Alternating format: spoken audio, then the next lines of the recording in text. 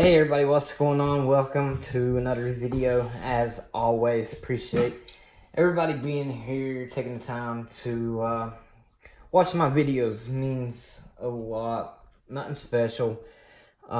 Really just an order of some walking liberties, and there's a few here. So we'll go into that, but I was also kind of wanting to talk about how I started collecting coins and different things like that, because it's pretty cool to hear, everybody's stories of kind of how they got started. And, most of us remember that. For me, I have been collecting coins for almost right at 20 years.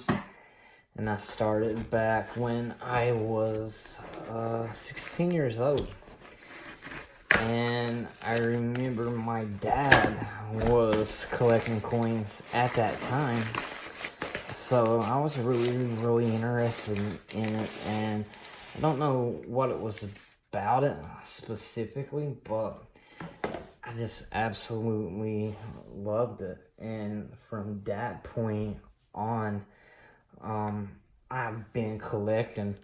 Unfortunately, when I had first started, I was making some really decent money to be a 16-year-old at the time.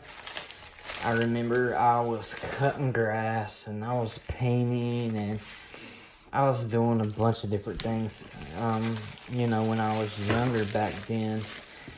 And I made pretty good money to be 16 years old. And I wasn't like most kids, get money and spend it. I always saved it.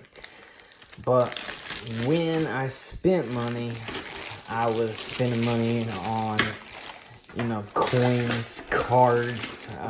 I do collect football, baseball cards, and different things like that. I collect NASCAR. I have other things that I love to do just besides silver and gold. So I wanted to be able, to buy what I want. And, I had cool parents, and whatever I made, they let me spend. They'd help me out. They'd still give me allowance and different things. I was very, very fortunate. There's a 1918 in this. Didn't know it. Pretty cool. But I love collecting coins and even magazines back then. I remember at one time I was collecting those trolls with the funny hair and stuff. But anyways, I had a pretty good collection by the time I started working. And my very first job that I worked in was at a coal mine. And I was making really good money. This is as soon as I turned 18. Politics. I live in a small town. Politics plays a big role in it. My mom was into politics and pulled some strings. And I end up going and getting on at one of the local coal companies. And I'm working in a loadout, loading trains, more or less working at the plant. And at that time, again, I'm 18 years old. This is about 20 years ago, and I'm making really good money. I was making over $40 an hour back then. And the minimum wage, I think, was like $6 an hour back then, if I'm not mistaken. So I'm 18 years old. I'm graduating school. I get a settlement check because I was in a car wreck too. And, I had a lot of money at the time. And I bought nothing but coins, baseball cards, football cards, and those types of things. Well, as things always change, unfortunately for me, that mines that I was at, in about 10 months of me working there, they closed down. And they had to let go one person. The other two guys had been there for over 20 years. So obviously it was me. So I go from a little over $40 an hour to making nothing. And at this time I was still living with my parents, but I had bought a lot of stuff. I really didn't have no money. I had invested in pretty much everything as far as coins. I even helped a lot of people out, but I mean, that's besides the point. But I went from making 40-some dollars an hour down to making barely anything. And that was really, really tough. So I think a few months later, I ended up getting on Testing Co. at a lab. And even though that sounds fancy, like it'd pay a lot, a lab technician Testing Co. for a Co company. Oh man, only made $6 an hour. And eventually, you know, I had moved out and I got bills and I'm barely making it back then.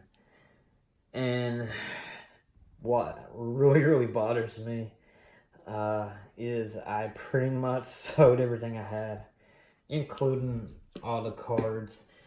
I forget exactly what I had because it's been a long time ago, but you know, I've been in that situation a lot.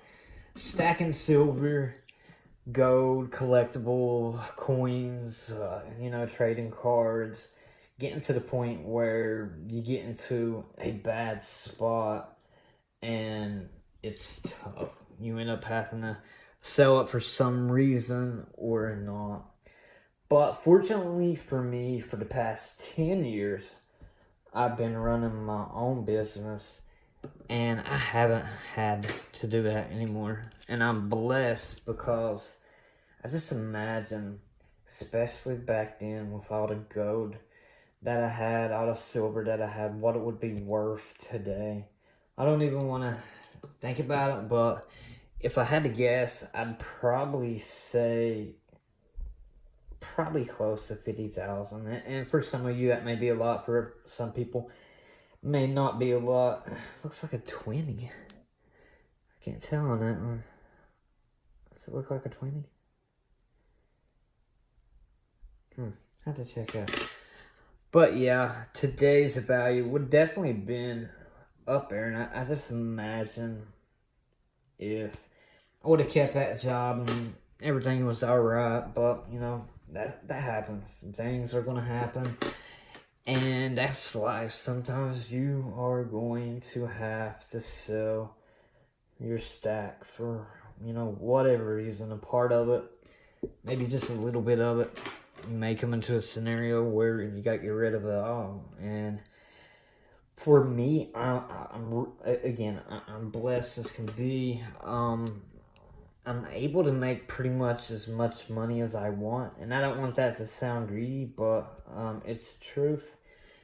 And I'm fortunate for that because if I need extra money, I know exactly what to do to get it. So, you know, people that's working a regular 9-to-5 job, you know, I can only imagine being stuck making a certain amount of money and different things like that. It has to be tough because, you know, I've been there. I've walked those shoes. I've been homeless and all that stuff, but that's another story for another day. But just kind of wanted to kind of give you, you know, my history. Everybody tells their story. That's kind of my story, how I got started, you know. And that was thanks to my dad. I don't remember anybody else in my family that was collecting coins. I don't remember. I remember a lot because I think 99 is when those quarters came out, right? And I remember stacking those state quarters. And even back then, silver, if I'm not mistaken, it was only like $5 to $6. I may be wrong on that, but I know it wasn't a lot. And I know gold wasn't. Gold was, I think, at least under 400 an ounce. And shoo, I wish those prices were still around or I could have invested. I did get a settlement. I kind of pointed that out a little bit ago. I had a settlement. and I had the opportunity to put that into a bank or to buy gold and put it into some kind of account. I forget what it was. My lawyer gave me a few options because I was in a car wreck and got hurt pretty bad. Still hurt today from it, but I ended up getting, I think, $13,000. But I just imagine if I bought gold with that, you know, I would have walked away $60,000-$70,000 if I cashed out at the right time. And when it went up like that, I would have definitely cashed out. But that's kind of where I got my start. I remember Dad collecting coins. He had silver. I remember him having these walkers and Benjis and different things like that. He was collecting state quarters. He knew how big of a big thing that was, and he's the reason that I started. And you know, he's kind of not in a scenario where he can collect coins these days. So, you know, I'm always sending him over some because I know he has that same passion. And when you have a passion for coins, as you guys know, I just want to share the wealth. It's an awesome passion to have. I love this stuff. Truly love this stuff. Kind of understand how, you know, the old lady feels when she's going shopping now. I totally kind of get that now.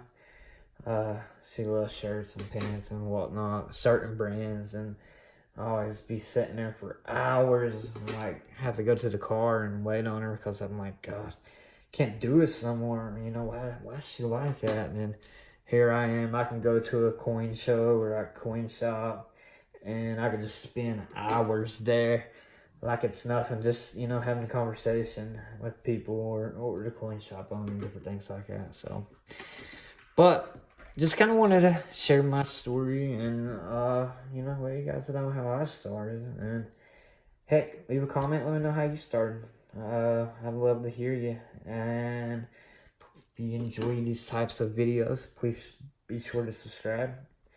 Like, share, comment. Always greatly appreciate that. And I will catch everybody on the next video. Until then, hope you have a good one. We'll see you later.